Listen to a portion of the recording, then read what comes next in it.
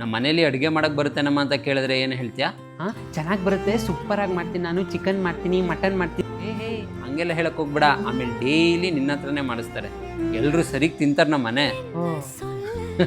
ಅದ್ರ ಬದಲು ಮಾಡಕ್ಕೆ ಬರುತ್ತೆ, ಒಂದೊಂದ್ಸಲ ಉಪ್ಪು ಜಾಸ್ತಿ ಆಗಿಬಿಡುತ್ತೆ, ಖಾರ ಜಾಸ್ತಿ ಆಗಿಬಿಡುತ್ತೆ ಅನ್ನೋ ಥರ ಹೇಳು, ಆಯಿತಾ? ಏನು ಹುಡುಕ್ತಾ ಇದ್ದಾರೆ ಅಮ್ಮವರು? ಅದಾ ನಿಮ್ಮ ದೊಡ್ಡಮ್ಮ ಅವ್ರು ಬರ್ತಿದಾರಂತೆ, ಅದಕ್ಕೆ ಯಾವ ಸೀರೆ ಹಾಕೊಳ್ಳಿ ಅಂತ ನೋಡ್ತಾ ಇದ್ದೀನಿ. ಇವಾಗಲೇ ಯಾಕೆ ಅವ್ರಿಗೆಲ್ಲ ಎಕ್ಸ್ಪೆಕ್ಟೇಷನ್ ಇಡ್ತಾ ಇದೆಯಾ? ನೀನು ಹೇಗಿದೆಯಾ ಹಾಗೆ ಇರು. ಸರಿನಾ? ರೀ, ಅತ್ತೆ ಪಾಯಸ ಮಾಡಕ್ಕೆ ಹೇಳಿದ್ದಾರೆ ರೀ. ನಂಗೆ ಪಾಯಸ ಮಾಡಕ್ಕೆ ಬರಲ್ಲ. ಅದಕ್ಕೆ ಯಾಕೆ ಟೆನ್ಷನ್ ಆಗ್ತಾ ಇದೆಯಾ? ನಾನಿಲ್ವಾ? ಆರ್ಡ್ರ್ ಮಾಡ್ತೀನಿ, ಹೋಗು ಮಾಡ್ತೀನಿ ಅಂತ ಹೇಳೋ. ಸರಿ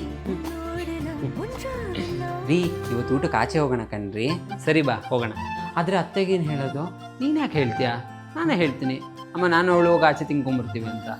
ನೀನೋಗಿ ರೆಡಿ ಆಗು, ನಾನು ಹೋಗಿ ಹೇಳ್ಕೊಂಬರ್ತೀನಿ. ಸರಿ.